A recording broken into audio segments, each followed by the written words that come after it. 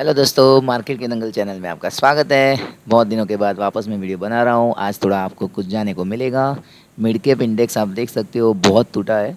इतना कंसोलिडेशन के बाद यहाँ से टूटना स्टार्ट हुआ, ऑलमोस्ट हुआ 40,830 से। आज उसने लो मार दिया है ऑलमोस्ट 38,187 का। आप देख सकते हो यहाँ पे बीच बीच में हर रोज़ जब भी वो चढ़ रहा था ना, तो हर दिन पे गैप बन रहा था। हर रोज़ गैप अप हो रहा था और गैप फिल नहीं हो रहा था। तो आज उसने सारे गैप पूरे कर दिए यहाँ तक के। अभी आगे भी थोड़े गैप पेंडिंग है, लेकिन इतने ज़्यादा नहीं है। एक थोड़ा दूर है, यहाँ पे आप देख सकते हो, यहाँ पे गैप अभी भी पेंडिंग है। लेकिन यहाँ तक के लेवल का पूरा गैप जो फिलिंग है ना, वो सब हो गया है आज। और वहाँ से उसने आज रिवर्स मारा। आप देखो ना, ऑलमोस्ट 38,180 से वापस आ गया है वो अभी 38,000 ऑलमोस्ट 600। तो इसमें 400 पॉइंट का रिकवरी आ गया है। और वहीं से मार्केट में भी रिकवरी आना स्टार्ट हुआ। अगर हम 15 मिनट का चार्ट करें तो देखो यहाँ से एग्जैक्टली उसने रिकवरी मारा ऑलमोस्ट 1.25 से 1.25 के बाद मार्केट में रिकवरी आया है। आपको बैंक निफ्टी में भी देखने को मिलेगा कि यहाँ से ही रिकवरी स्टार्ट हो गया, यहाँ से लो बनना बंद हो गया। हालांकि यहाँ पे लास्ट कैंडल में थोड़ा लो बना है बैंक निफ्टी में, लेकिन ज़्यादा कुछ टेंशन लेने की बात है नहीं, क्योंकि आप देखो कि मुझे ऐसा लग रहा है कि कल के लिए रिटेलर को ट्रैप किया जा रहा है शायद। क्योंकि 3 बजे के बाद ये जो भी फॉल आया, ये ऐसे ही आया ऐसा लग रहा है। क्योंकि आप देखो RSI कंटिन्यूसली 5 मिनट में भी और 15 मिनट में भी बन रही है, हालांकि लो नीचे के साइड बन रहा है।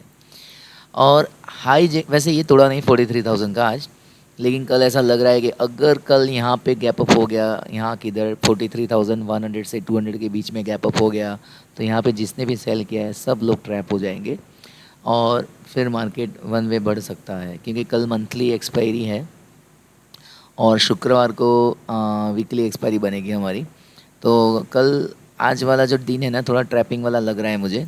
यहाँ पे मुझे ऐसा नहीं लग रहा कि कोई भी दिक्कत था। पता नहीं लास्ट में क्यों इतना 150 पॉइंट गिरा दिया गया है। आप देख सकते हो 5 मिनट के चार्ट में भी RSI आप देखो बढ़ती ही जा रही है। हालांकि लो बन रहे थे, लेकिन यहाँ पे RSI में कुछ प्रॉब्लम नहीं हुआ है। तो बैंक निफ्टी में जो भी फॉल लास्ट की हाफ एन आवर में किया गया है ना, वो जानबूझ के किया गया ऐसा लग रहा है। निफ्टी में आप देखो, निफ्टी में भी ऐसा ही हुआ है वैसे तो। निफ्टी में लेकिन आप देखो RSI इसमें भी कम्प्लीटली बढ़ रही है। लो बनने बंद हो गए, हायर लो अब स्टार्ट हो गए यहाँ से। तो जब तक ये लो नहीं टूटता है 19,070 का, तब तक हम नीचे की साइड तो नहीं देखेंगे। और अगर नीचे की साइड 19,070 का तोड़ा तो अवरली चार्ट में तो वैसे आगे हिस्ट्री में ज़्यादा कुछ डेटा है नहीं, क्योंकि बहुत आगे जाना पड़ेगा हमको। तब यहाँ पे कुछ डेटा दिखता है। आप देखो यहाँ पे कुछ डेटा दिख रहा है हमको अवली चार्ट में। और यहाँ पे एक गैप पेंडिंग है, यहाँ पे देख सकते हो आप 19,012 से लेके 19,027, यहाँ पे 15 पॉइंट का गैप है। तो ये गैप फिल हो भी सकता है कल। ये गैप पेंडिंग था तो ये भर गया है। अब आप देख सकते हो ये वाला गैप पेंडिंग था 19,230 से 19,200 तक का गैप जो पेंडिंग था वो अब भर गया है। तो मार्केट ऑलवेज हिस्ट्री में जो भी गैप रहते हैं वो भर तो सकता ही है। और आप देखो अवली चार्ट में RSI बहुत नीचे आ गई है, 25 के करीब आ गई। एक टाइम पे 15 चली गई थी। तो मतलब मार्केट ओवरसोल्ड है। यहाँ पे ओपन इंटरेस्ट में भी आप देख सकते हो, बैंक निफ्टी का PCR देखो आप 0.48 हो गया है। तो मतलब मोर देन ओवरसोल्ड मार्केट है यहाँ पे। और अब निफ्टी में भी देख सकते हो कि PCR जो है 0.56 है। तो दोनों इंडेक्स में ना ज़्यादा ही ओवर सेलिंग हो गई है। हालांकि कल जब मार्केट गिरा था तब भी आपने अगर देखा होगा तो FIDI बाय करके गए थे। कल दोनों ने मिला के 1300-1400 करोड़ का ख़रीदा था। तो मतलब FIDI ने तो कल माल बेचा नहीं था। आज भी मुझे ऐसा ही लग रहा है, क्योंकि जो मिड कैप में रिकवरी दिखी है उससे तो ऐसा ही लग रहा है कि मार्केट में कहीं भी कोई प्रॉब्लम नहीं है।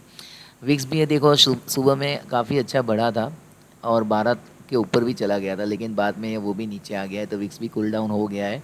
विक्स में भी क्योंकि ओवरबॉट हो गया था अर्ली कैंडल में, तो काफ़ी दिनों का लेवल उसने तोड़ने का ट्राई तो किया है। हालांकि ऐसा भी हो सकता है कि रिटेस्ट भी हो सकता है वैसे तो, क्योंकि ये वाला जो ब्रेकआउट था तो रिटेस्ट करके वापस ऊपर भी जा सकता है, ऐसा कुछ बात नहीं है। क्योंकि IT इंडेक्स ना, आप देखो जो निफ्टी को नीचे लाया वो मेन IT इंडेक्स और मिड कैप इंडेक्स ही थे, क्योंकि IT लगा था नीचे ही आ रहा है। लेकिन IT इंडेक्स में भी अवली चार्ट में तो आप देख सकते हो कि ज़्यादा ही RSI नीचे चला गया है, 25 के भी नीचे है। तो ये भी ओवरसोल्ड ही है। तो मार्केट में एक बाउंस तो पक्का बनता है। और बैंक निफ्टी में मुझे ऐसा लग रहा है कि अगर हम आवली चार्ट में देखें तो मार्केट यहाँ से कॉन्स्टेंटली गिरा है। तो अगर हम फिबोना की सीरीज़ के हिसाब से भी देखें यहाँ से, तो आप देखो कि ये वाला लेवल है।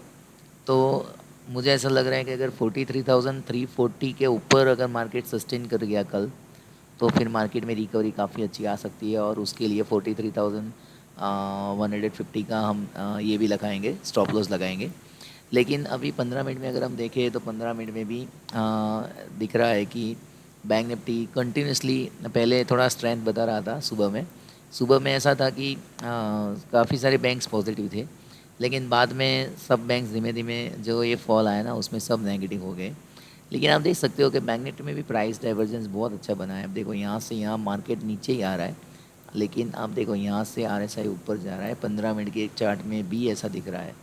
तो ये जो भी स्ट्रक्चर बन रहा है मुझे ऐसा लग रहा है कि लोगों को उल्लू बनाने के लिए बनाया गया है। क्योंकि अगर आप RSI को स्ट्रांगली फॉलो करते हो तो यहाँ पे तो दिख रहा है कि मार्केट यहाँ से नीचे ज़्यादा जाना चाहिए नहीं। अगर आज का लो तोड़ता है तो हम मैक्स 42,500 तक जा सकते हैं, क्योंकि ओपन इंटरेस्ट में भी डेटा ऐसा ही बता रहा है।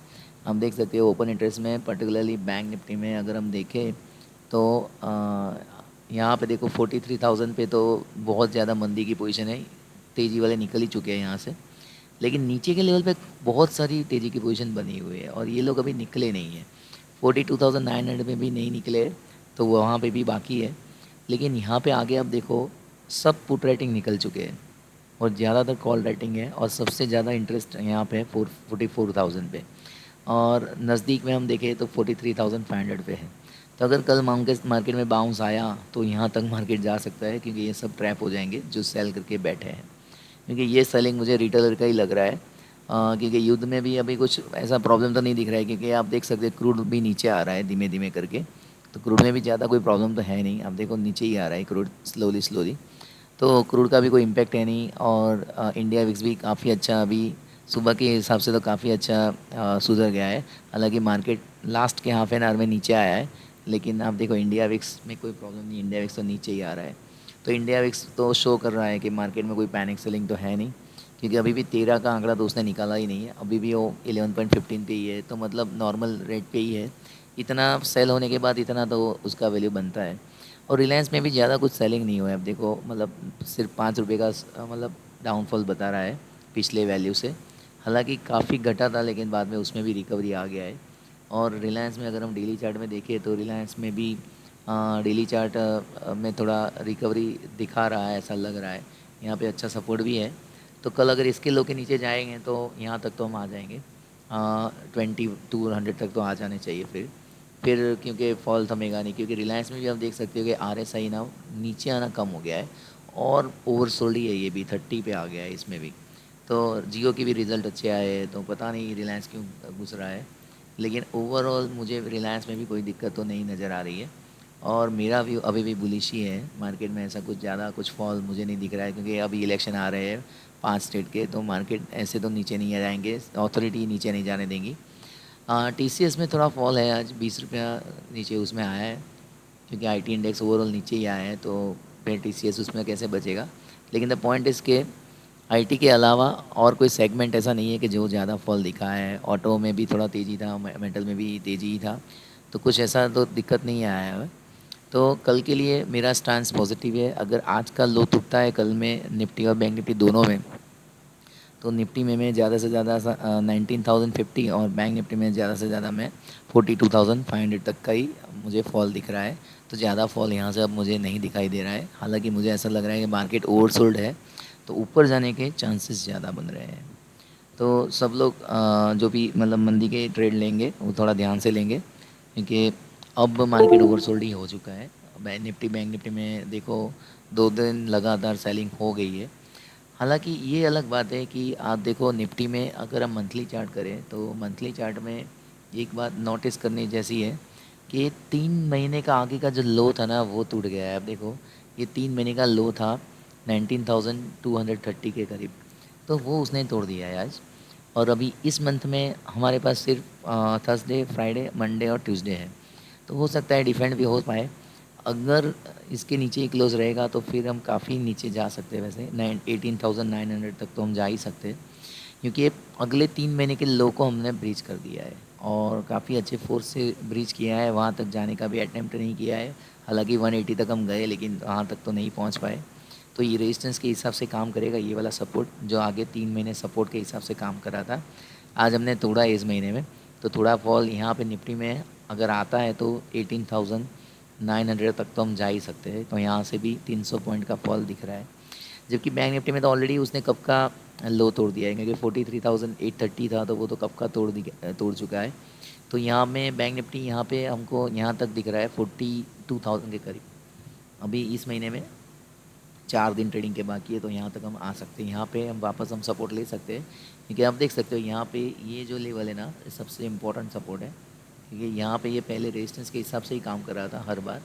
ठीक है, यहाँ पे देख सकते हो, यहाँ पे एक बार ब्रीच हुआ लेकिन वापस नीचे आया, और वापस जब ब्रेकआउट हुआ तो उसने अच्छे से ऊपर गया है, तो रीटेस्ट भी हो सकता है और फिर यहाँ से हम ऊपर जा सकते हैं। तो मैक्सिमम लेवल 42,000 तक का है इस महीने की एंड तक, क्योंकि अगर तोड़ना है तो वहाँ तक हम जा सकते हैं। लेकिन कल के लिए मैं ज़्यादा बैरिश नहीं हूँ, क्योंकि ओवरसोल्ड हो गया है पीसीआर। तो वीकली एक्सपायरी के हिसाब से मुझे नहीं लग रहा है कि कल ज़्यादा फॉल आएगा। अगर आना है तो फ्राइडे या मंडे ट्यूसडे आ सकता है वापस, लेकिन कल के दिन के लिए मैं ज़्यादा बैरिश नहीं हूँ। तो दोस्तों वीडियो अच्छा लगे तो लाइक करें, शेयर करें, सब्सक्राइब करें। जय हिंद।